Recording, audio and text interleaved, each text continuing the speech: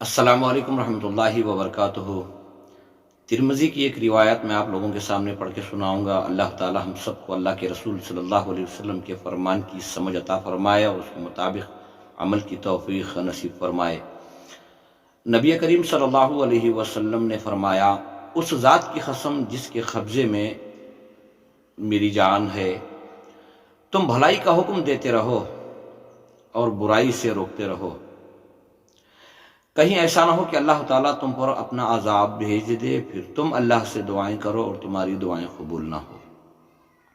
یعنی رسول اکرم صلی اللہ علیہ وسلم کا فرمان ہے، جو اللہ تعالیٰ نے علم عطا کیا، سمجھ عطا کی، تو بہتر ہے